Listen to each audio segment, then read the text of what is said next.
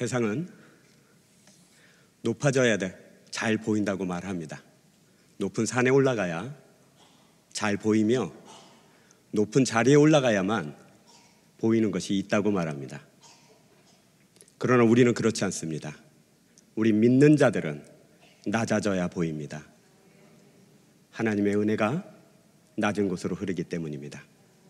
우리는 낮은 곳에서 구원을 받았으며 낮은 곳에서 성김의 부르심을 받았으며 또한 낮은 곳에서 역사하시는 예수 그리스도를 따라가고 있는 사람들입니다. 세상의 원리와 세상의 가치와 세상의 목적은 우리가 가진 가치와 목적에 비하면 보잘것없습니다. 그들이 가진 세상이 주장하는 삶의 재미와 행복과 즐거움은 우리가 가진 작은 기쁨과 작은 감사에도 비할 바가 못 됩니다. 우리 믿는 자들은 하나님 앞에 나와 구원을 받았으며 하나님의 자녀가 되었으며 하나님의 백성이 되었다는 것으로 우리가 이전에 속했던 세상의 원리와 가치와 즐거움과 기쁨으로부터 빠져나와 이제는 자유한 자가 된 줄로 믿습니다.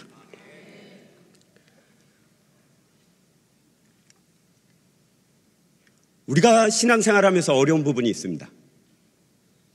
이전에 우리가 세상 가운데 가졌던 즐거움과 가치와 목적이 믿은 후에도 우리 안에서 여전히 작동하고 있다는 것입니다.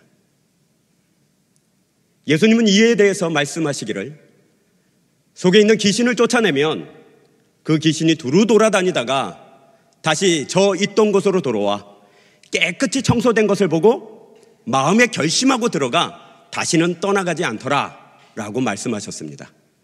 그 말씀은 이러한 뜻입니다. 우리가 세상의 가치와 목적과 즐거움을 예수 안에 들어옴으로 말미암아 깨끗이 청소해내면 그것은 그저 빈 것입니다. 그곳에 하나님 나라의 원리와 가치와 목적과 즐거움으로 꽉 채우지 아니하면 다시 세상 것이 들어와 자리를 잡는다는 것입니다. 우리가 하나님의 백성이 되었다는 뜻은 이제 이전에 따르던 원리와 가치와 목적에 따라서 살지 아니하기로 작정하였을 뿐만 아니라 하나님의 법과 질서와 가치와 목적에 따라 살기로 결단한 것입니다. 세상은 우리에게 여러 가지로 말합니다. 이것이 진리다, 저것이 진리다, 이것이 살 길이다, 이것이 생명이다 이야기를 합니다. 많은 말을 하는 것은 가짜라는 것을 아십니까? 그래서 사기꾼은 말이 많습니다. 진리는 단순한 것입니다. 명료한 것입니다. 진리는 선명한 것입니다. 설명이 필요 없는 명제입니다. 1 더하기 1은 2지 거기에 구구절절히 설명할 필요가 없습니다. 하나님은 창조주이십니다. 그래서 성경 창세기 1장 1절은 태초에 하나님이 계시니라. 그 하나님이 모든 만물을 창조하셨다. 설명하지 않습니다. 그 하나님은 우리를 부르시되 세상의 질서 속에서 뽑아내어 하나님 나라의 질서 속으로 넣기 위하여 부르셨습니다. 이걸 성경엔 이렇게 얘기합니다. 요한복음 1장 14절. 방송실 당황하셨죠? 앞에 것 아무것도 안 해서.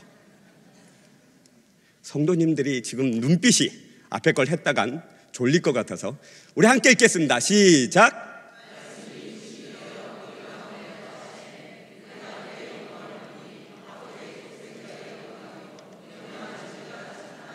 아멘. 본문 그냥 두시고요.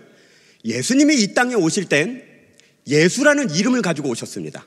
예수라는 이름은 목적이 있는 이름입니다. 자기 백성을 저희 죄에서 구원할 자로 예수님은 이 땅에 오셨습니다. 예수님이 이 땅에 예수라는 이름을 가지고 오시기 전에 이름이 무엇이었을까요? 이 땅에 오실 때 취한 이름은 예수고 사람을 구원하기 위한 목적을 가지기 위해서 예수라는 이름을 취했고 그 전에는 이름이 뭐였다고요? 말씀이었다고요. 실상은 이름은 아닙니다. 하나님의 성품, 제2위이신 예수님의 성품이 말씀으로 드러나기 때문입니다. 이 말씀이 우리를 구원하러 오시면서 예수란 이름을 가지고 오셨는데 그 예수라는 이름에서 우리가 볼 수 있는 것이 무엇이냐? 바로 은혜와 진리더라 이것입니다. 진리라는 것은 우리가 하나님의 피조물이요 죄인 되었으나 하나님이 우리를 불쌍히 여기셔서 구원하실 것이라는 창조주와 통치자 되신 하나님 앞에 피조물과 백성 됐다는 것이 진리입니다. 죄인으로 드러나는 게 진리예요. 그런데 그 진리가 우리를 죄인으로 고발하였을 뿐만 아니라 예수 안에 있는 은혜가 우리를 용서한 것입니다. 그래서 우리 안에는 하나님이 우리를 다스리시며 우리를 정죄하시는 창조주 하나님이란 진리도 보지만 그 하나님이 우리를 용서하셨다는 은혜도 보는 것입니다. 그래서 그 진리와 은혜로 예수님이 우리에게 전혀 새로운 길을 여셨고 새로운 문을 여셨습니다. 세상으로부터 뽑아내서 은혜와 진리 가운데 우리를 통과시켜서 우리가 누구인지를 아는 진리와 우리의 신분을 뛰어넘는 하나님의 은혜를 누리는 모든 자격을 허락하시사 이제 그 은혜와 진리로 말미암아 하나님의 자녀로 사는 길을 열어놓으셨고 문을 여셨습니다. 이제 우리는 하나님의 백성으로 살아야 합니다. 여기까지는 아멘 하는데 하나님의 백성으로 사는 것이 무엇입니까? 캐나다나 미국이나 호주에 가면 우리나라 이민 간 사람들이 많아요. 몇 년을 고생해야 되냐면 보통은 3년, 짧으면 길면 7년 동안 고생을 해야 영주권 혹은 시민권을 얻게 돼요. 많은 사람들이 고생을 해요. 돈도 많이 쓰고 공부도 하고 자격도 따고 영어 시험도 치고 고생해서 겨우 시민권을 타면 난리가 나요. 잔치하고요. 이제 드디어 내가 이 나라 시민이 되었다. 근데 불과 1년이 지나지 않아서 무슨 얘기를 하냐면 시민권을 따서 미국 사람은 되었는데 변한 게 없네. 시민권 있을 때나 없을 때나 뭐 다른 게 뭐가 있어? 이러고 있습니다. 가만히 보면 그게 바로 우리입니다. 우리가 세상의 자녀일 때 하나님의 자녀됨으로 인한 구원으로 인한 얼마나 기뻤습니까? 얼마나 흥분했습니까? 세상이 우리에게 주지 못한 것을 하나님이 주시리라. 세상에서 하지 못한 모든 것들을 하늘 아래서 하리라 했는데 예수 믿어보니까 형편이 좀 나아지셨습니까? 이전과 똑같다는 것이 우리 고백입니다. 그러나 여기서 놓치고 있는 것이 무엇입니까? 시민권을 얻은 사람은 그 나라 시민으로서 이제 전에 하지 못했던 투표라는 참정권의 즐거움과 자부심을 가져야 됩니다. 이 부분이 굉장히 어렵습니다. 미국 시민이 되기 전에는 투표를 할 수가 없었어요. 그러면 이렇게 얘기할 수 있어요. 투표해서 뭐 하게요? 우리가 그걸 깨트려야 돼요. 하나님의 백성이 되었어요. 하나님의 만물을 움직이는 가운데 우리 기도를 사용하셔요. 온 인류의 역사를 움직여가는데 우리의 기도를 사용하셔요. 그럼 우리는 묻어요. 온 인류의 역사 말고 내 개인 역사 좀 움직여주세요. 내 개인 역사가 안 바뀌면 온 인류의 역사가 바뀐들 무슨 소용이 있습니까? 이러고 나와요. 하나님은 지금 우리로 하여금 그걸 깨뜨리려고 하는 거예요. 하나님의 나라의 법으로 이전에 있었던 세상의 법을 바꿔주시려고 한다고요. 하나님 나라의 질서, 삶의 원리, 가치, 그 즐거움이 뭔지를 우리에게 가르쳐줘서 하나님 나라의 즐거움의 작은 것을 맛보니까 이전에 느끼던 세상의 즐거움은 아무것도 아니어서 사도 바울처럼 그걸 다 배설물로 여기노라. 그 고백을 우리에게 받아내시려고 하는 거예요. 그래서 이 하나님의 나라의 질서와 원리를 오늘 성경 본문은 뭐라고 소개하고 있냐면 바로 십자가의 도다, 십자가의 길이다, 이렇게 설명하는 것입니다. 예수님이 걸어가신 길, 바로 십자가의 길은 그저 우리를 구원한 데서 끝난 것이 아니라 이제 구원받은 백성이 살아가는 데 있어서의 원리가 됩니다. 원칙이 됩니다. 방법이 됩니다. 십자가를 통하여 모든 것이 우리에게 설명되어지고 십자가를 통하여 모든 것이 우리에게 적용되어질 뿐만 아니라 우리 삶 가운데 오는 모든 것들을 십자가를 갖다 댐으로 말미암아 해석되어지고 해결되어지고 응답되어지는 줄로 믿습니다. 이동성전에 있을 때 그 뒤에 유아실이 있어요. 거기 통유리가 있고 예배실에서 보여요. 그 예배실에 들어갔더니 어떤 할머니가 그 유아실 안에서 자기 발목에 대고 뭘 하고 있어요. 그래서 봤더니 발목에다 십자가를 그리면서 나아라 이러면서 물어보니까 발목이 너무 아픈데 병원에서는 뭐 약 처방을 받아봐야 낫지도 않고 그래서 거기다가 십자가를 그리면서 나아라 이러고 있었던 거예요. 그 얘기하는 거 아닙니다. 그 얘기가 아니라 전혀 다른 이야기입니다. 십자가의 길이 무엇인가? 저 십자가 있으세요? 장신구 말고. 그럼 우리 남편이 십자가지요, 우리 자식이 십자가일지요? 제발 그러지 마세요. 그 남편 덕분에 여태껏 살고 계시고, 그 자식 덕분에 드디어 기도하는 사람 되었고, 내 십자가 내 시어머니예요 그러는 바람에 여러분이 성격을 그나마 고치셨습니다. 무겁기는 하지만 복이고, 힘들기지만 그건 복이지 십자가가 아닙니다.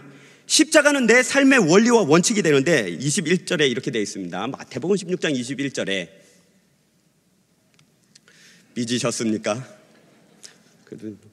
제가 형제들아, 저거 아닌데 제가 읽을게요. 이때로부터 예수 그리스도께서 자기가 예루살렘에 올라가 장로들과 대제사장들과 서기관들에게 많은 고난을 받고 죽임을 당하고 제3일에 살아나야 할 것을 제자들에게 비로소 나타내시니, 베드로가 예수를 붙잡고 항변하여 이르되 주여 그리 마옵소서, 이 일이 결코 죽게 미치지 아니하리다. 예수께서 돌이키시며 베드로에게 이르시되 사탄아 내 뒤로 물러가라. 너는 나를 넘어지게 하는 자로다. 내가 하나님의 일을 생각하지 아니하고 도리어 사람의 일을 생각하는도다 하시고, 이 예수께서 제자들에게 이르시되 누구든지 나를 따라오려거든 자기를 부인하고 자기 십자가를 지고 나를 따를 것이니라. 이게 두 구절로 되어 있지 않고 한 구절로 되어 있습니다. 자기를 부인하는 것이 자기 십자가의 원리다 이것입니다. 예수님의 십자가의 길을 가려는데 베드로가 막아선 거예요. 가지 마십시오. 왜 그런 길을 가십니까? 예수님이 말씀하시길, 나는 나의 십자가를 가지고 지금 너희를 위하여 간다. 너는 너의 십자가를 가지고 내가 간 길을 따라와야 된다. 마찬가지로 우리에게 지금 얘기하는 것입니다. 구원 받았느냐? 하나님 백성 되었느냐? 그렇다면 이제 내가 간 길을 가야 된다. 그것이 십자가의 길이다. 내가 지고 간 십자가 너희도 지고 가야 된다. 그때 우리는 아멘 하고 바로 천국으로 가지 않습니다. 인생이라는 삶을 살아내야 되는 것입니다. 인생이라는 삶을 자기 십자가를 통해서 어떻게 살아내냐? 자기 부인을 통해서 살아난다는 것입니다.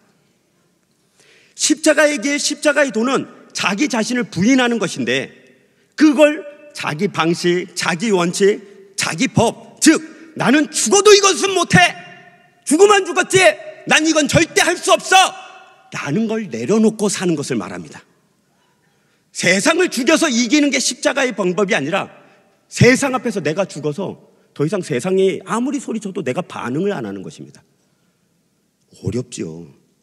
죄와 싸워 이겨가지고 죄를 다 없애라는 것이 아니라, 더 이상 죄가 유혹해도 내가 죽어버려서 죄가 할 일이 없는 것입니다. 실상은 죄와 세상은 우리가 하나님만 섬기면 시비를 걸지, 하나님과 세상, 하나님과 죄를 동시에 섬기면 시비를 안 건다는 걸 아십니까?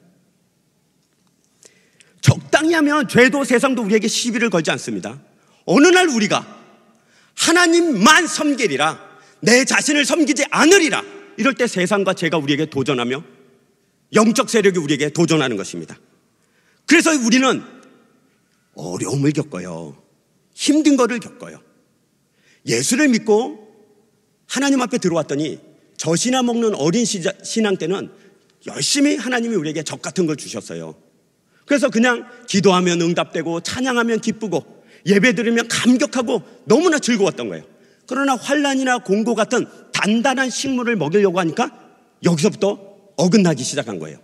이 앞에 이마트, 예전에 3층이었는데 이마트 3층에 가면 애기 엄마들이 절대 가서는 안 되는 개미지옥이 있습니다. 장난감 코너. 가끔 그 앞에 지나가면 정신없이 엄마가 애를 데리고 그 앞을 지나가다 난리가 납니다. 애가 보기 전에 몰랐다가 보면 난리가 나요. 저거 사줘. 애들 장난감 비쌉니다. 6만 원, 7만 원 합니다. 로봇 하나 사면요, 그건 8에 불과해요. 아세요? 한 10개 사야 제대로 이렇게 합체가 돼요.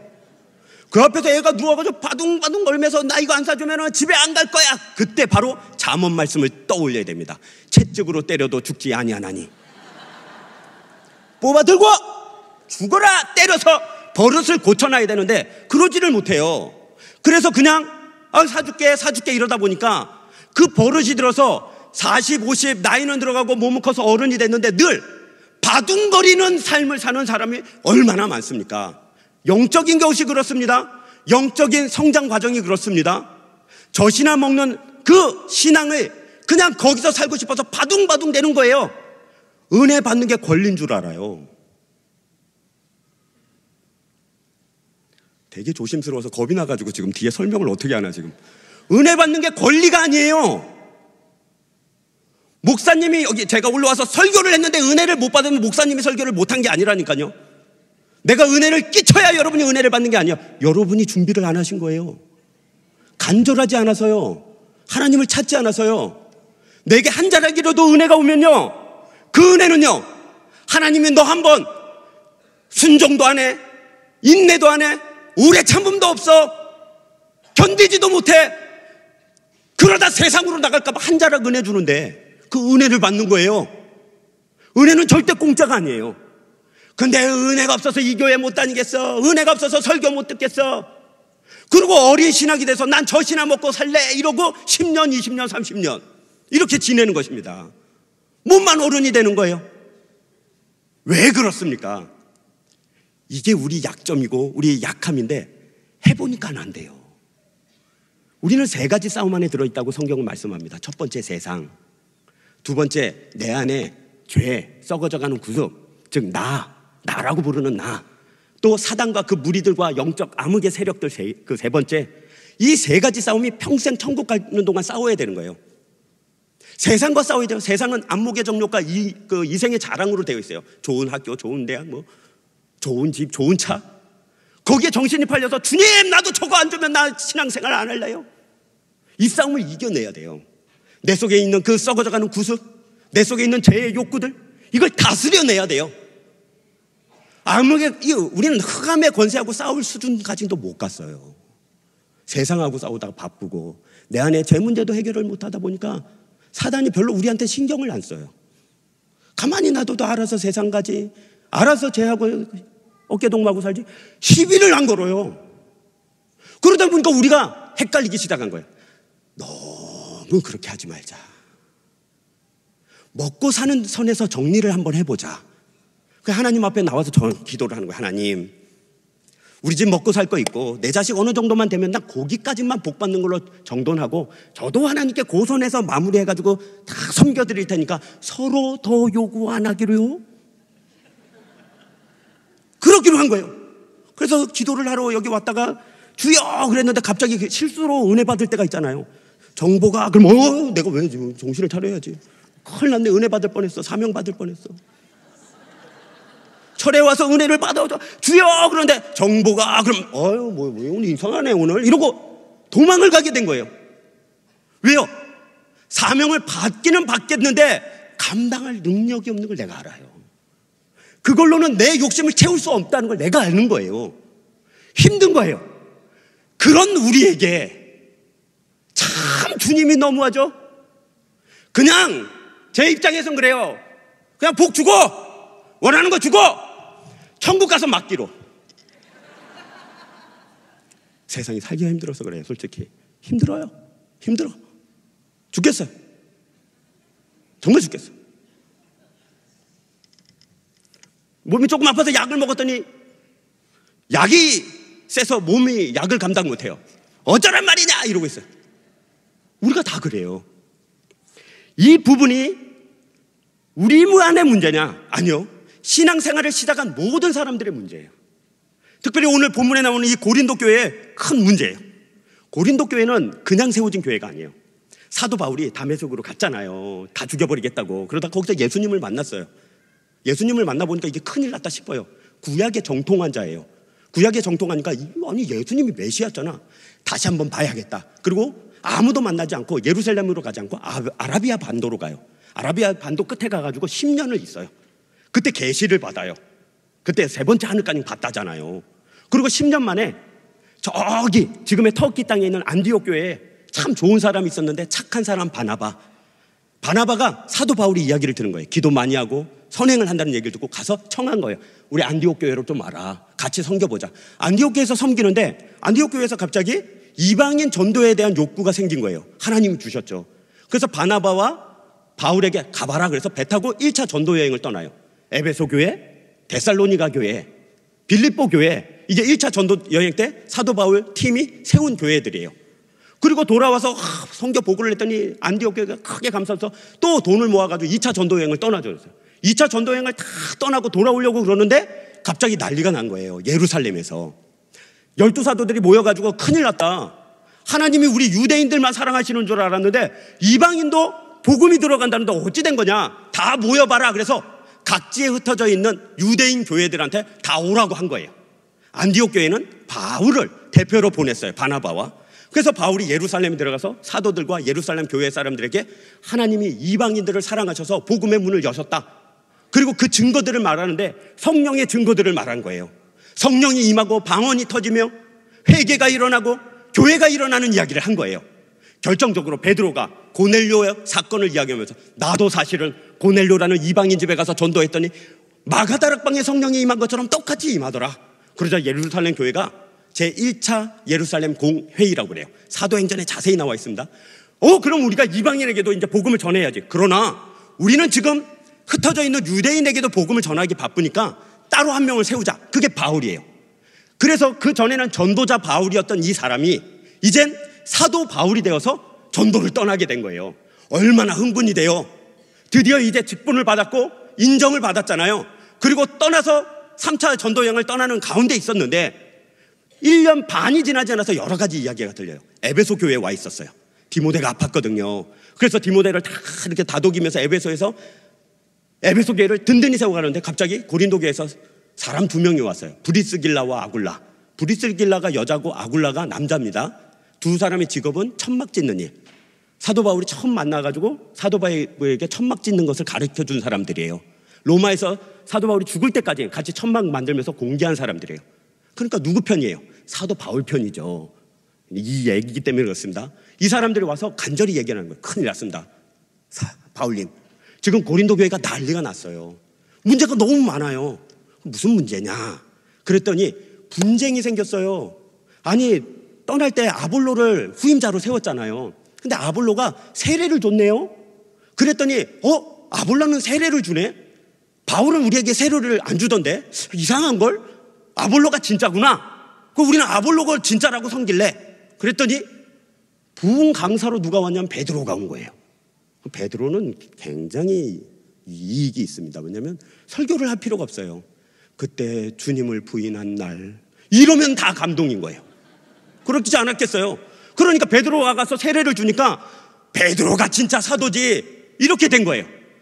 이게 왜 문제냐면 아볼로도 베드로도 아직 구약 성경 안에 갇혀서 복음의 모든 부분을 설명해낼 재주가 없었어요.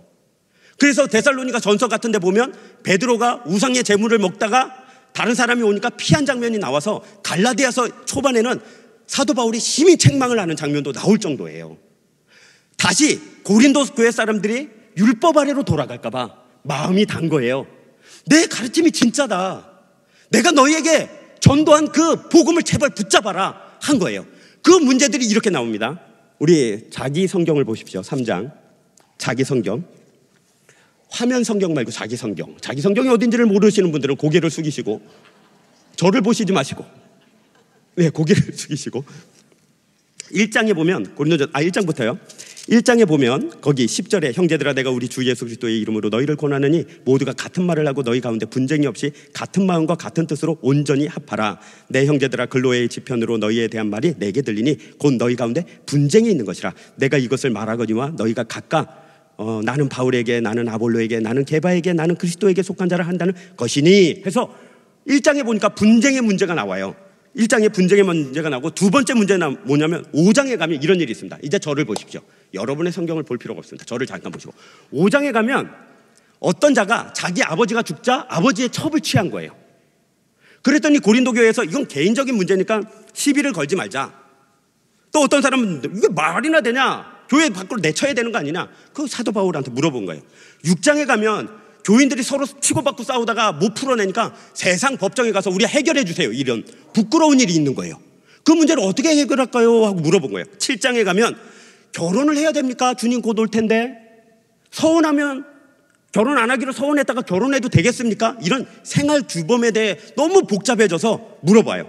8장에 가면 시장에 나온 고기, 이건 다 우상에 바쳐졌다가 나온 제사 음식이에요. 우리가 제사 음식 먹어도 돼요, 바울님? 하고 물어본 거예요. 9장에 가면 고린도 사람 일부들이 모여가지고 뭐랬냐면 사도 바울의 가르침을 따르지 말자. 저자는 아무래도 이상하다. 설교하다가 막 픽픽 쓰러지질 않나? 말도 오누라고? 그럼 예수님을 진짜 본자야? 라는 의심 가운데 있는 사람들이 있는데 어떡할까요? 물어본 거예요. 그리고 10장에 가면 아직도 우상의 신전에 가서 점을 치는 사람이 있는 거예요. 토정 비결, 신년 운세, 스포츠 신문에 자기 띠별 운수. 찔리시죠? 이런 사람이 아주 우리 고린도 교회 안에 있는데 바울님 어떻게 해야 될까요? 물어본 거예요. 11장에 가면 성만찬할 때 이상한 사람들이 있다는 거예요. 와가지고 성만찬을 계속 먹어서 취해서 나자빠져 있는데 못 먹게 해야 됩니까? 떡을 잔뜩 먹어가지고 뒤에 오는 사람이 못 먹는데 어떻게 해야 됩니까? 물어봤어요. 말도 안 되는 질문들 같죠. 12장에 가면 고린도 사람들이 방언을 많이 받은 거예요. 은사가 넘쳐가지고 이 고린도 교회 사람들이 교만해져서 봐라, 하나님은 그 사랑하는 자에게 방언을 준다. 방언 못 받은 사람은 구원 못 받은 걸 수도 있어. 방언은 은사의 최고야. 이런 문제들이 생겨난 것입니다.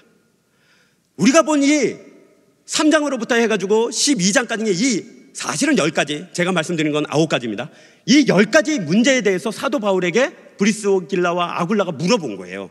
사도 바울은 답변을 해야 되잖아요. 근데 여기에 사도 바울이 가지고 있는 가장 큰 은혜와 능력의 비밀이 있습니다.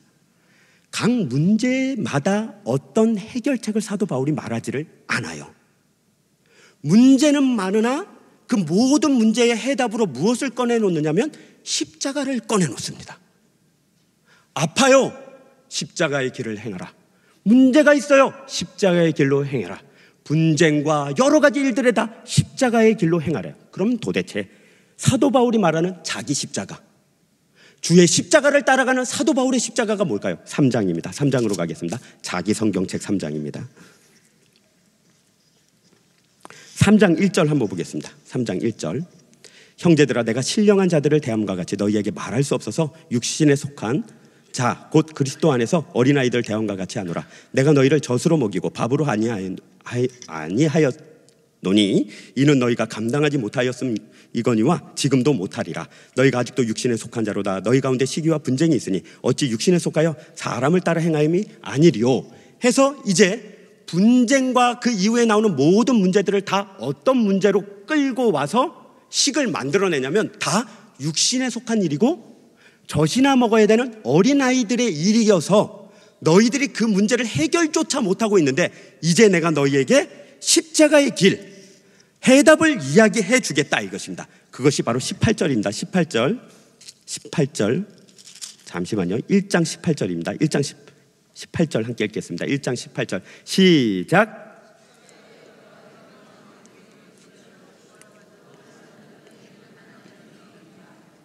뒤에 거 제가 읽을게요. 기록된 바 내가 지혜 있는 자들의 지혜를 멸하고 총명한 자들의 총명을 폐하리라 하였으니 지혜 있는 자가 어디 있느냐, 선비가 어디 있느냐, 이 세대의 변론가가 어디 있느냐. 하나님께서 이 세대의 지혜를 미련하게 하신 것이 아니냐. 하나님의 지혜에 있어서는 이 세상이 자기 지혜로 하나님을 알지 못하므로 하나님께서 전도에 미련한 것으로 믿는 자들을 구원하시기를 기뻐하셨도다. 유대인은 표적을 구하고 헬라인은 지혜를 찾으나 우리는 십자가에 못 박힌 그리스도를 전하니 유대인에게는 거리끼는 것이요 이방인에게는 미련한 것이로 돼. 여기까지만요.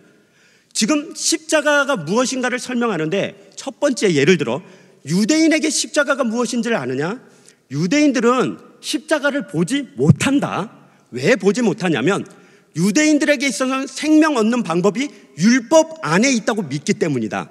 율법이 뭐냐? 율법에 의하면 나무에 매달려 죽은 자는 저주를 받은 자다 라고 가르치고 있기 때문에 예수를 바라보니 나무에 매달려 죽은 걸로 봐서 저자는 저주를 받은 자니 저자가 말하는 것은 구원의 길이 아니요 생명의 길이 아니요 내가 따라갈 길이 아니라고 유대인들은 생각하고 있는 것입니다. 즉 저 표적은 저주 받은 자의 표적이에요. 헬라인은요, 헬라인은 특별한 지혜를 소유하게 되면 생명을 얻고 구원을 받아 영생한다고 믿고 있어요. 헬라 철학이 그렇습니다. 그런데 특별한 지혜를 가진 자가 와서 사람을 구원할 줄 알았는데 그 자가 죽어버린 거예요. 그러면 그 자가 죽은 것이 무슨 증거가 되냐? 그 자가 가진 진리가 가짜라는 증거가 된다 라고 헬라인들은 생각하는 거라고요. 그러니 유대인에게는 그것이 꺼리끼는 것이 되며 헬라인에게는 그것이 뭐가 된다고요? 무식한 것이 되는 거예요. 미련한 것이 되는 거예요. 왜 그렇게 만들어 놨다고요? 이유가 있습니다. 거기요 24절 오직 부르심을 받은 자들에게는 유대인이나 헬라인이나 그리스도나 하나님의 능력이요 하나님의 지혜이니라. 25절 자세히 봐야 됩니다. 25절부터 하나님의 어리석음이 사람보다 지혜롭고 하나님의 약하심이 사람보다 강하니라. 형제들아, 우리예요, 우리.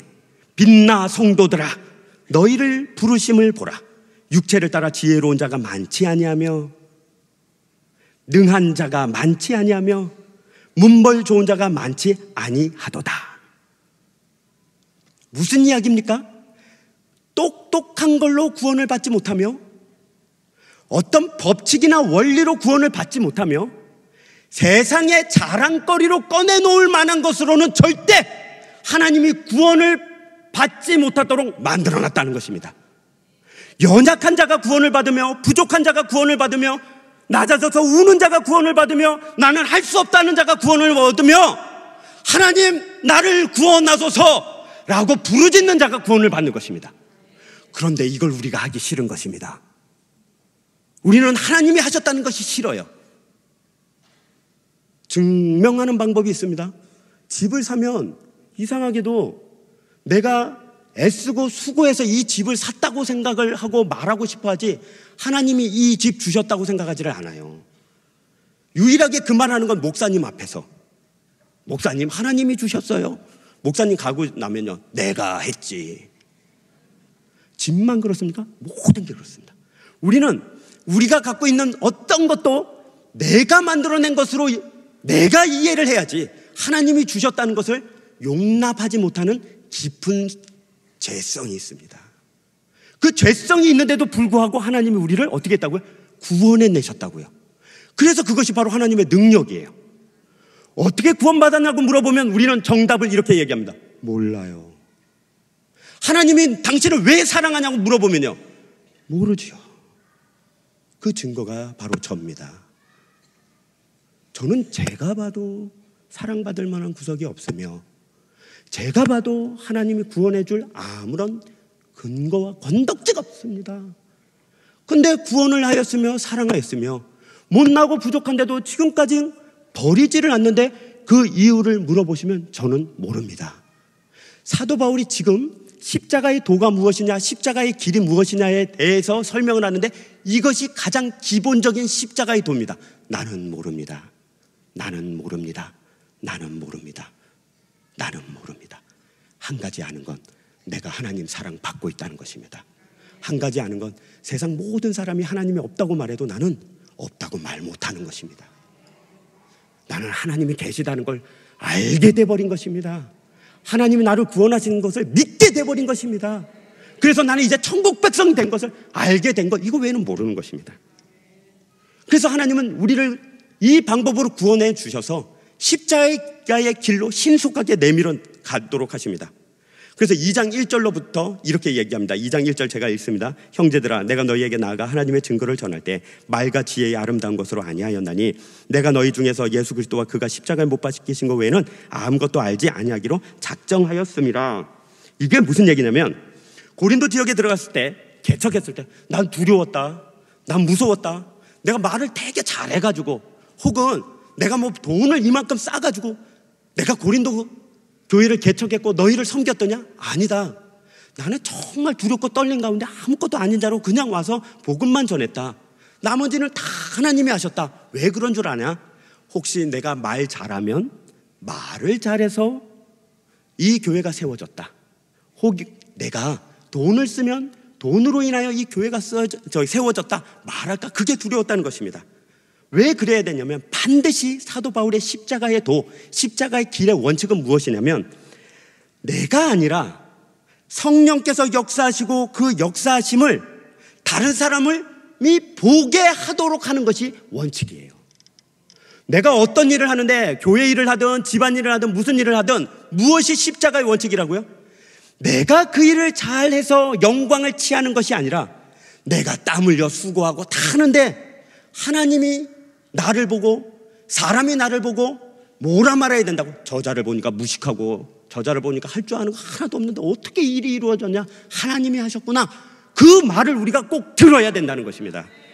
내 인생의 고민을 내가 다 해버리면 우리는 내가 고민해서 해결했다 말하는 그런 부족한 존재들입니다. 여기 이제 조금만 더 신경을 쓰셔서 깊이 들어가겠습니다. 우리 인생의 길이 집중되어져 있는 이 부분이 있는데 3장 1절로 9절에 보면 이런 이야기들이 있습니다. 우리 모두가 부르심대로 살고 있고 결국은 인생이 맞춰지는 날, 하나님이 우리를 부르시는 날 천국에 가게 될 것이다, 이것이에요. 근데 우리는 바울은 심었고 아볼로는 물을 주었을 때 자라게 하는 것은 하나님이시다. 이건 뭐냐면 우리 유재명 목사님께서 말씀으로 여러분 우리를 양육해 주잖아요. 그럼 우리가 자라나잖아요. 그 자라나는 데 있어서 하나님이 이 모든 일을 해주시는데, 목사님이 말씀을 잘해서 우리가 잘 자라나는 것도 있지만 우리가 그 말씀을 받아서 말씀대로 살아서 자라나는 것이 더 크다, 그 얘기를 하려고 합니다. 그것이 검증되는 것이 있는데 여기 이렇게 되어 있습니다. 10절에 3장 10절이요. 내게 주신 하나님의 은혜를 따라 내가 지혜로운 건축자와 같이 터를 닦아두며 다른 이가 그 위에 세우나 그러나 각각 어떻게 그 위에 세울까를 조심할지니라. 이 닦아둔 것 외에는 능히 다른 터를 닦아둘 자가 없으니 이 터는 예수 그리스도라. 만일 누구든지 금이나 은이나 보석이나 나무나 풀이나 지표로 이 터 위에 세우면 각 사람의 공적이 나타날 터인데 그날에 공적을 밝히리니 이는 불로 나타내고 그 불이 각 사람의 공적이 어떤 것을 시험할 것이라. 만일 누구든지 그 위에 세운 공적이 그대로 있으면 상을 받고 누구든지 그 공적이 불타면 해를 받으리니 그러나 자신은 구원을 받되 불 가운데서 받은 것 같으니라.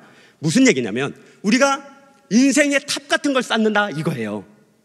하나님의 일로 사명 감당해서 상급 같은 걸 쌓는다, 이거예요. 정확하게 뭔지는 아무도 몰라요. 공력이라 되어 있을 뿐이에요. 근데 이것이 사는 날 동안은 괜찮아 보여요. 지프로 쌓든 나무로 쌓든 풀로 쌓든 금이나 은이나 보석으로 쌓든 사는 데는 지장이 없어요. 천국은 무조건 가요. 근데 천국에 가면 문제가 생겨요. 불 가운데로 통과하는데 나무나 풀이나 짚은 타버리고 금이나 은이나 보석으로 지은 것은 남아요. 내가 100층짜리를 쌓아가지고 천국에 딱 들어가는데 불을 통과해보니까 홀랑 타고 금 한 돈 남아요. 그러면 내 인생에 쌓아온 것들은요, 헛된 것을 쌓아온 거예요. 헛된 것. 여러분은 어떤 그 죽음에 대해서 어떻게 생각하십니까? 얼마 전에 두 분이 그 순서에 따라 돌아가셨는데 그분을 보면서 저는 이번에 굉장히 많은 생각을 하게 됐어요. 한 분이 아마 그분이 천국 갔을 때 제 상상이지만 이런 일이 벌어졌을 것 같아요. 가장 먼저 나오시는 분은 우리 예수님이시죠. 근데 천국에서 총이 땡땡 치면서 누가 천국에 들어왔다, 이 소리가 들리면 천국에 이미 와 있는 사람들이 그랬을 것 같아요. 세상에, 그분이 드디어 왔네. 나 나가야 돼. 내가 그 땅에 있을 때 그분 도움을 얼마나 받았는데, 그분이 나하고 얼마나 기도해 줬는데, 나 그분 덕분에 천국까지 왔잖아. 내가 나가야지. 그러고 나가봤더니 예수님 등 뒤에 구름대같이 몰려가지고 그분한테 손을 들면서 왔냐고, 나 여기 있다고. 아마 그분이 그랬을 것 같아요. 그 두 분이 그랬을 것 같아요. 근데 만약에 어떤 사람이 천국에 갔는데 땡 치면서 이름이 누가 천국에 왔다 그러는데 갑자기 천국에 있는 사람들, 이미 온 사람 중에 누가 어이구 역시 하나님은 자비로우셔, 왔기는 왔네, 아이고 내가 나가봐야겠다, 내 옷 들고 홀랑 타서 속옷도 없을 텐데, 이러고 나갈 수 있다 이거예요. 제 개인적인 상상이지만 제 생각에는 진짜 그럴 것 같아요. 제가 천국 갔을 때, 제가 살아있을 때 도와줘서 미리 간 사람이 와서 환대를 하면 저 너무 좋을 것 같아요. 그러면 생각을 해보십시오.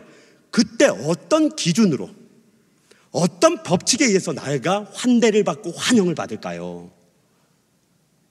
내가 어떤 기준에 의해서 천국에 가면 많은 사람이 나를 기뻐할까요? 내가 십자가의 도, 십자가의 길, 그 길로 행하고 그 도로 살면 이게 다른 일이 벌어진다는 걸 지금 사도 바울이 증명해내고 있는 거예요. 다시 말씀드리면 지금 우리는 하나님의 백성이 되면서 전혀 다른 법 가운데 들어와 있는데, 세상 법을 자꾸 가지고 들어와서 세상에서 잘 못 살았지만 이제 예수께 기도해서 잘 살아보자, 안 된다는 거예요. 내가 세상에서 병을 못 쳐서 의사가 다 포기했는데 내가 예수 능력으로 고쳐보자, 고쳐주세요. 그러나 그건 은혜로 고쳐주신 것이지 그걸로 살라는 건 아니에요. 우리는 반드시 십자가의 길, 십자가의 도의 길로 나아가야 되는 것입니다. 그런데 이게 사도 바울이 이 고린도 사람들에게 아까 말씀드린 대로 3장부터 시작해가지고 한 문제에 한 문제에 하나씩 깨트려요. 십자가의 방법으로 깨트리고 가서 12장까지 도착하는데, 12장은 여러분이 이렇게 부르죠. 은사장. 12장에는 은사에 대한 이야기가 나와요.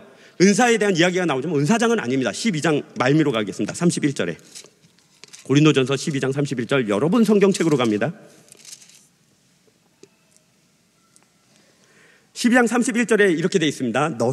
너희는 더욱 큰 은사를 사모하라. 내가 또한 가장 좋은 길을 너희에게 보이리라. 그런데 이게 우리말 성경에만 그렇지 헬라어 성경에는 너희는 더욱 큰 은사를 사모하지만 그러나 내가 너희에게 가장 좋은 것을 보여주겠다, 이것입니다. 그래서 영어 성경도 여기 보면 그러나 지금 내가 라는 말이 중간에 들어가 있어요. 그래서 그것 따라서 해석을 하면 이렇습니다. 12장까지 모든 문제들 가운데 사도 바울 앞에 자랑거리로 내놓은 것들이 있어요. 이것도 자랑이에요. 우린 말에 지혜가 있어요. 우린 지식에 능통해요. 우리는 은사가 넘쳐요. 다 좋다. 다 좋아. 하나님 섬기는데 다 좋아. 그러나 그게 아니다. 진짜 좋은 길이 있다. 최고의 길이 있다. 너희들은 그 모든 젖먹던 것들을 벗어버리고 단단한 식물을 먹는 이 길로 나와야 된다 하고 보여준 게 무엇이냐? 13장 1절. 사랑장이라고 부르는데 사랑하고 상관없는 장입니다. 1절. 내가 사람의 방언과 천사의 말을 할지라도 사랑 없으면 소리나는 구리와 울리는 꽹과리가 되고, 우리 2절 3절 함께 읽겠습니다. 시작.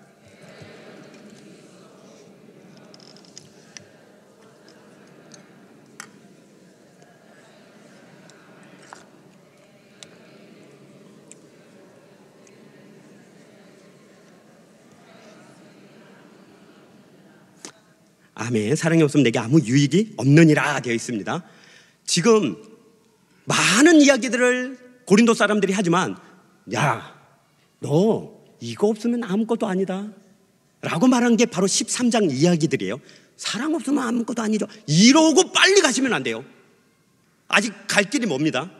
세상이 말하는 사랑, 죄송하지만 여러분이 알고 있는 사랑하고 성경이 말하는 사랑하고는 다릅니다. 여기에 빠져 있는 것은 뭐냐면, 제가 병원에 갔더니 진료실에 들어갔어요. 황정복님, 내과 1내과로 들어가세요. 1내과 들어가서 의자에 앉았는데 의사 선생님이 모니터만 쳐다보세요. 황정복님, 수치가 이렇게 나왔고 뭐가 이렇게 나왔고, 네, 나가서 안내데스크에서 안내 받으세요. 저를 안 쳐다보고 눈도 한번 안 마주치고 모니터만 뚫어라 보고 나는 여기 있는데, 그래가지고 제가 약간 울컥했어요. 울컥이 약간. 그래서 아이고 의사 선생님 바쁘시군요. 아이고 감사합니다. 그 말이 감사의 말이 아닌 거예요. 이게 뉘앙스가 있잖아요. 삐졌다 이거예요. 나 한번 봐주지 이거예요. 그래서 의사 선생님 놀라서 날 딱 보고, 아이고, 내 얼굴을 보더니 사람이 점잖아 보이잖아요. 그런 말 할 것 같은 사람은 아니잖아요. 아이고 죄송합니다. 제가 너무 바빠가지고 아이고 우리 환자들 한 분 한 분 얼굴 보고 얘기해야 되는데 죄송해요. 그렇게 말하니까 나도 목사인데 미안해지잖아요. 아이고 선생님 바쁘시죠? 제가 괜히 또 이렇게 목소리를, 아이고 죄송합니다 인사를 했는데 그분이 일어나서 이렇게 저를 하면서 인사를 하니까 저도 일어나서 나가는데 문 앞에서 괜히 말 한 번 했는데, 우리 그런 말 하죠. 무슨 말을 하거나 칭찬하거나 그러면 알잖아요. 뭘 알죠? 영혼 없이 말하는 거. 야, 영혼 없이 말하지 마. 영혼 좀 가지고 말해. 진심을 가지고 말해. 에요. 모든 은사와 말의 지혜와 지식에 충만한 것들은 다 사랑이라고 부르는 진심, 하나님이 진짜로 만들어낸 십자가를 만들어내고 구원을 만들어내고 천국을 만들어내고 소망을 만들어내고 믿음을 만들어내고 그 모든 세상 만물을 만들어낸 힘인 뭐가 빠졌다고요? 사랑 없이도 되는 것들이에요. 그쵸? 못 알아들으셨으니까. 제가 중학교 2학년 때쯤 일인데, 저희 시골 마을에 저희 동네에서 한 6km 떨어진 곳에 숭이원이라는 곳이 있습니다. 지금은 숭이 소마을인데 음성 나한자촌. 전염은 되지 않지만 유전은 돼요. 우리하고 같이 일반 학교를 다녀요. 거기는 완전히 격리된 곳이고 양계장하고 먹고 살거든요. 우리하고 일반 학교를 다니다가 중학교 1학년, 2학년쯤 되면 발병을 해요. 친하게 교회도 같이 다니고 친하게 학교에서 지내던 친구가 있었는데 배구 열심히 하고 들어가는데 손가락이 완전히 이 뒤로 넘어가서 덜렁거리는데 모르더라고요. 너 손가락! 그러니까 걔가 딱 보더니 얼굴이 변하더니 바로 집으로 가고 그 이후로 볼 수가 없었어요. 저는 TV는 사랑을 싣고 하면 찾고 싶은 분이 있는데, 저 중학교 때 우리 주일학교 선생님, 그분이 교회를 갔더니 정보가 우리 반 오늘 전체 다 우리 종석이 찾으러 가자 해서 6km를 걸어갔어요. 그 마을을. 마을 입구에 전화기가 있어요. 이렇게 전화를 걸어가지고 여보세요 저기 종석이네 집이요. 그럼 부탁을 하면 거기서 나와요. 그래서 문을 열어줘야 안에 들어갈 수가 있거든요. 들어갔어요. 두려웠어요. 무서웠고 격리된 공간이잖아요. 종석이 엄마가 보더니 왔냐고. 저는 처음 봤어요, 엄마를. 처음 봤는데 우리 종석이 학교 못 가니까 찾아왔냐고, 교회 못 가니까 찾아왔냐고, 고맙다고. 선생님이 웃으면서 어머니 안녕하세요, 집사님이시죠? 집사님 안녕하세요. 우리를 방으로 들어가래요. 인사하고 갈 줄 알았는데 방에 들어가서 앉으래요. 얼마나 앉기가 힘든 줄 아십니까? 앉았어요. 우리 선생님 만면에 미소를 뜨고 앉아가지고 우리가 이제 딱 일어나서 가려고 그러는데 아이고 여기까지 왔는데 친구들 우리 자식 친구들 왔는데 밥 먹고 가야지. 미쳐버리는 줄 알았습니다. 밥이 나왔어요. 뭐 반찬하고 밥이 나왔는데 이게 어려운 제 인생에 굉장히 몇 번 안 되는 극적인 사건이 거기서 벌어졌습니다. 종석이 엄마는 여기 얼굴 3분의 1이 없어요. 이렇게 다 녹았어요. 손가락도 없어요. 머리카락 하나 없어요. 손가락은 여기 아예 없어요. 아예. 누런 양푼에다가 콩나물 삶아가지고 고춧가루 뿌려서 우리 보는 앞에서 그걸로 이렇게 묻혀가지고 나오신 거예요. 반찬이 없어서 어떡해 이러면서 밥상 위에. 저는 그때 선생님의 얼굴을 뚫어져 봤어요. 선생님 만면에 미소를 지으면서 아이고 뭐 이런 걸 하셨어요. 고마워요. 잘 먹을게요. 얘들아 먹자. 젓가락을 들더니 푹 뜨더니 입안에 넣더니 우거 맛있네요. 근데 그 순간 저는 알았어요. 그거 가식이라는 거. 그 선생님 너무 좋아했기 때문에, 늘 같이 있었기 때문에 지금 참고 있다는 걸 알게 됐어요. 그래서 저는 어떤 생각을 했냐면 정말 가식적이다. 어떻게 저렇게 가식적인가. 그러고 생각을 했어요. 그리고 빠져나왔어요.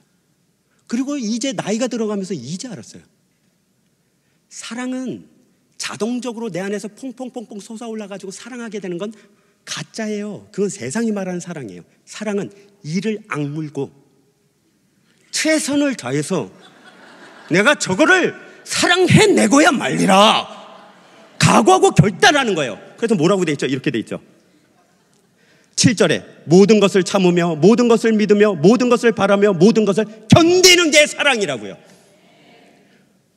얼마 되지 않았는데 엘리베이터를 탔어요. 식당에 올라간다고. 9층인가 7층인가 되는 식당에 올라간다고 지하 1층에서 그 엘리베이터를, 사람이 막 저기 중앙동에 6호인가 거기 막 몰려 탄 거예요. 내가 마지막에 탔어요. 근데 닫히려는 순간 누가 문을 탁 잡고 탁 타셨는데 성함이 뭔지를 바로 알겠더라고요. 성함이 노숙자. 머리에서 발끝까지 봄, 여름, 가을, 겨울 옷을 다 껴입으시고 정말 그 향기가 문이 닫히자마자 엘리베이터 안을 다 진동을 하는데 그분이 문 닫힐 때 이렇게 돌아서 문 닫히는 쪽으로 딱 섰어요. 앞불싸 문 닫혔는데 문이 다 유리예요. 거울이에요, 거울. 자기 눈동자를 돌리니 뒤에 있는 사람이 다 보여요. 사람들이 벌써 냄새 2층 3층 설 때마다 다 나가요. 저는 제게 신앙과 믿음의 총을 쏴대기 시작했어요. 넌 사람이 아니다. 넌 코가 없다. 넌 표정을 바꾸지 않는다. 넌 웃는다. 넌 끝까지 참는다. 7층에 내릴 때 우리 둘이 내렸어요. 여러분, 우리가 갖고 있는 이 십자가의 길은 여기에 진수가 담겨 있습니다. 다시 읽어볼까요? 제가 읽겠습니다. 내가 내게 있는 모든 것으로 구제하고 또 내 몸을 불사르게 내줄지라도 사랑이 없으면 내게 아무 유익이 없느니라. 사랑은 오래 참고 사랑은 온유하며 시기하지 아니하며 사랑은 자랑하지 아니하며 교만하지 아니하며 무례히 행하지 아니하며 자기의 유익을 구하지 아니하며 성내지 아니하며 악한 것을 생각지 아니하며 불의를 기뻐하지 아니하며 진리와 함께 기뻐하고 모든 것을 참으며 모든 것을 믿으며 모든 것을 바라며 모든 것을 견디느니라. 이걸 다시 읽으셔야 됩니다. 어떻게 해요? 이렇게 해요. 하나님이 나의 모든 것을 참으시며 하나님이 나의 모든 것을 견디시며 하나님이 나의 모든 것을 바라시며 하나님이 나의 모든 것을 믿고 계시느니라. 하나님이 냄새나는 나를 안고 계시며 하나님이 죄악 가운데 있는 나를 불쌍히 여기시며 하나님이 믿다고 싫다고 도망가는 나를 끝까지 찾아와 껴안으시며 하나님을 모르겠다고 싫다고 발버둥치는 나를 아파하시면서도 끝까지 안아주시느니라. 그 사랑이 천지를 창조했고 그 사랑이 예수를 이 땅에 보냈으며 그 사랑이 십자가 예수를 못 박았고 그 사랑이 지금 내게 동일한 요구를 같은 무게로 하고 있다는 걸 우리가 알아야 되는 것입니다. 이게 우리 실력이 되어야 돼요. 연습하셔야 돼요. 참는 걸 연습해서 이제는 더 이상 참아야겠다, 나는 코가 없어가 아니라 아예 표정이 바뀌지 않는 수준까지 이르러야 됩니다. 하나님이 우리를 참아주시는 그 참아주심의 수준까지 우리가 이르러야 됩니다. 여기 이제 결론의 핵심적인 부분에 들어갑니다. 십자가의 길, 십자가의 도는 무엇이냐? 가장 좋은 건 무엇이냐? 하나님이 우리를 사랑하신 것처럼 내 인생을 내가 사랑하고 사람을 사랑하고 사명을 사랑하고 교회를 사랑하고 살아야 되는데, 하나님이 이 십자가의 길과 도 끝에는 하나님이 주신 상급이 있고, 그 상급을 소망하며 바라보고 걸어갈 때 십자가가 실제로 내게 능력이 되어져서 아플 때 십자가를 향하여 고통받는 주님 앞에 나아가, 주님도 고통받으셨습니까? 나도 고통받고 있습니다 할 때 우리 안에 치유가 일어나서 예수 그리스도의 피가 내게 능력되는 줄로 믿습니다.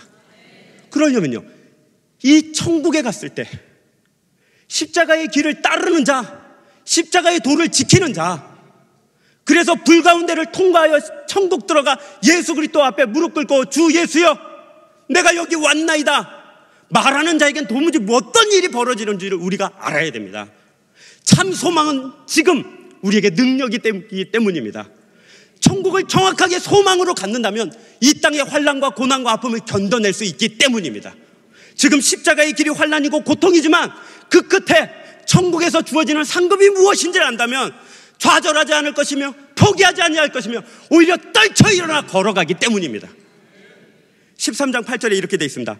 사랑은 언제까지나 떨어지지 아니하되 예언도 패하고 방언도 그치고 지식도 패하리라.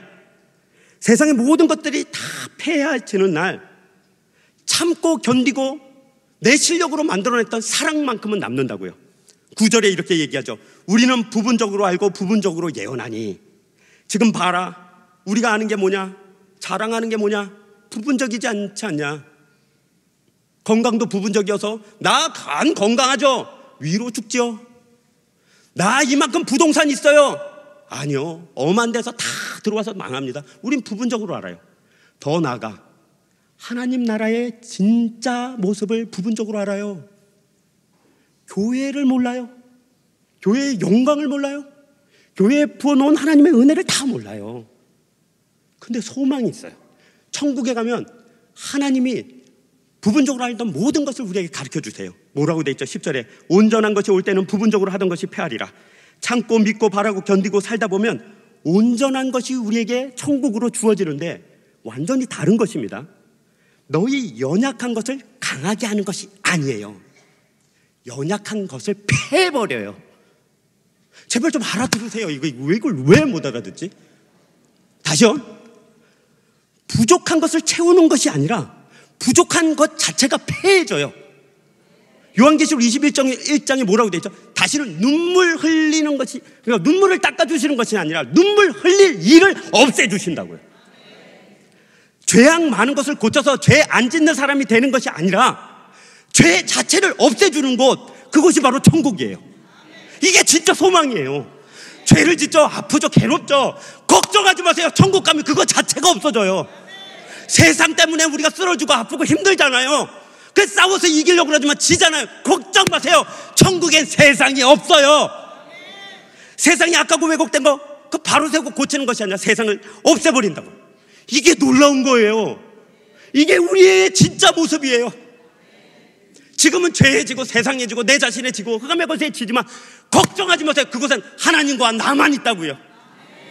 11절로 12절에 이렇게 이야기합니다. 내가 어렸을 때는 말하는 것이 어린아이와 같고 깨닫는 것이 어린아이와 같고 생각하는 것이 어린아이와 같다가 장성한 사람이 되어서는 어린아이의 일을 버려놓으라. 우리가 지금은 거울로 보는 것 같이 힘이 하나 그때에는 얼굴과 얼굴을 대하여 볼 것이요 지금은 내가 부분적으로 하나 그때에는 주께서 나를 아신 것 같이 내가 온전히 알리라.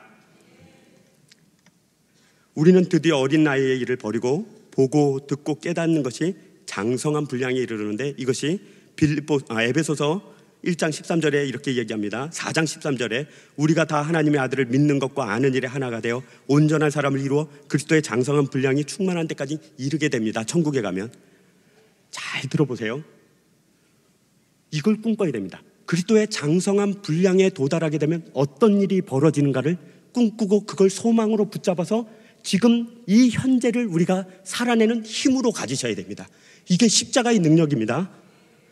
우리는 그리스도의 장성한 분량에 도달하게 되면 하나님이 나를 아는 것처럼 내가 하나님을 알게 된다고요. 더 이상 이사야 말씀처럼 백성들아 하나님을 알라 그러지 않아요. 왜요? 다 알기 때문에. 물이 바다를 덮은 같이 하나님을 아는 지식이 온 세상에 충만하기 때문에 우리가 그 지경에 이르게 되면 하나님이 나를 아는 것처럼 내가 하나님을 아는 지경에 이르게 되면 무엇이냐면 창조주가 피조물을 아는 것처럼 피조물이 창조물을 알게 됩니다. 창조주가 피조물을 아는 것처럼 피조물이 창조주를 아는 그런 종교가 어디 있습니까? 세상 어떤 신이 있어서 자기가 만든 존재에게 자기의 모든 것을 가르쳐주고 자기의 모든 순간을 함께하며 모든 느낌을 공유하며 매 분초 심하다 나는 너와 모든 것을 다 함께하여 같이 말하고 같이 입고 같이 먹고 같이 놀고 같이 자며 더 이상 나는 너라 부르지 않고 너도 나를 나라 부르지 않고 우리라 부르며 너와 내가 하나 되는 성삼위일체 안에 우리를 집어넣어줘서 마치 성사위일체인 것처럼 우리가 하나 되는 것입니다. 아비가 자녀를 아는 것처럼 자녀가 아비를 아는 그날이 곧 옵니다. 사랑하는 자의 사랑을 받던 자가 사랑하는 자와 같이 그 사랑을 보여주는 날이 곧 옵니다. 지금 연약하죠. 지금 부족하죠. 뭘 우리가 제대로 하는 게 있습니까? 뭘 하나님께 제대로 영광을 돌리는 게 있습니까? 걱정하지 마십시오. 그리스도의 장성한 분량에 도달하는 천국에서 더 이상 하나님이 너는 나를 알라 말하지 않습니다. 그 날이 이르게 되면 우리는 이걸 알게 됩니다. 내가 태어나기 전부터 하나님이 나를 태어나게 하기 위해서 나의 부모와 조상들에게 행했던 모든 것을 보게 됩니다. 하나님이 나 하나 이 세상에 보내려고 이 수많은 역사 가운데 이렇게 이끌어 오셨구나. 아브라함과 이삭과 야곱이 다른 사람이 아니라 바로 나를 위함이구나 알게 됩니다. 내가 내 어미의 태중에 있을 때 내 어미의 태중에 있는 나를 바라봤던 하나님의 눈빛을 그날에는 우리가 보게 됩니다. 그 사랑스러운 눈빛, 그 기대의 눈빛, 그 이후에 일어날 모든 죄악된 길을 다 아시면서도 그 안에 일어나는 사랑을 북돋아오르는 이 사랑을 이기지 못해서 그 사랑으로 말미암아 나를 바라보고 안아보고 쳐다보는 그 눈빛을 우리가 보게 됩니다. 그리고 하나님 우리에게 이렇게 말씀하실 거고요. 너 하고 싶은 거 다 해. 너 갖고 싶은 거 다 가져. 너 원하는 거 다 해. 내가 다 해줄게. 제약 없고 허물 없으며 어둠 없는 그곳에서 하나님 우리에게 그렇게 말씀하실 거예요.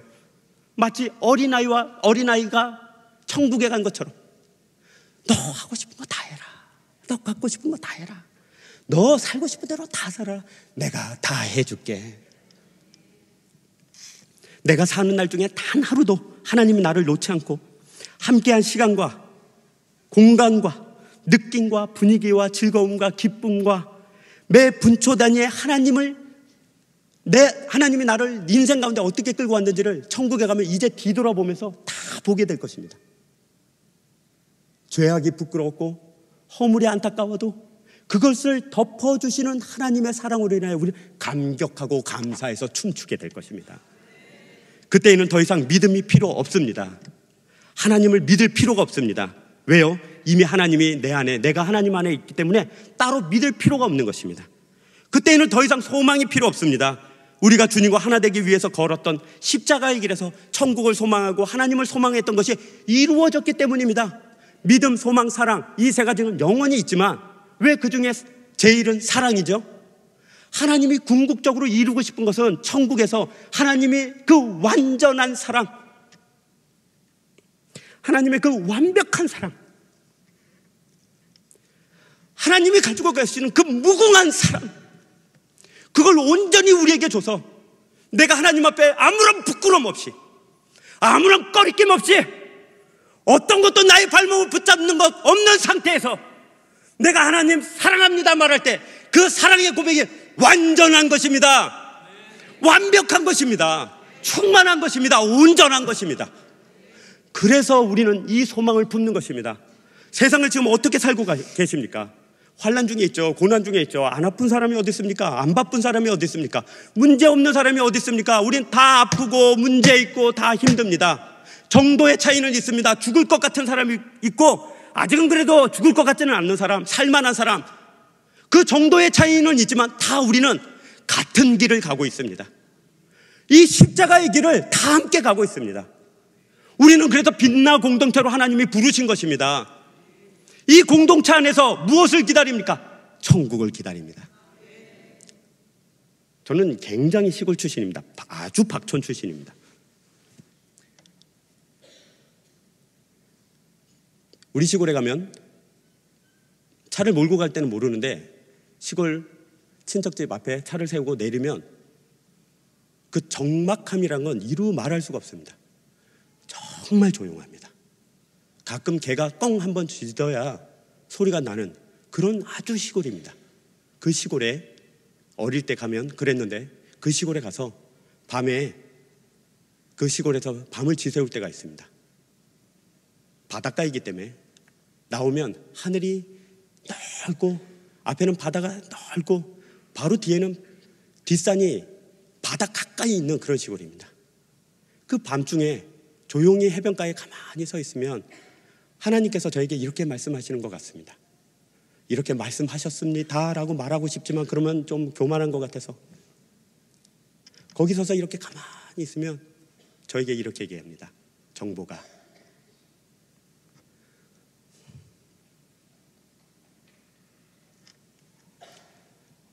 너의 소시적 하나님이 지금 너의 하나님이다.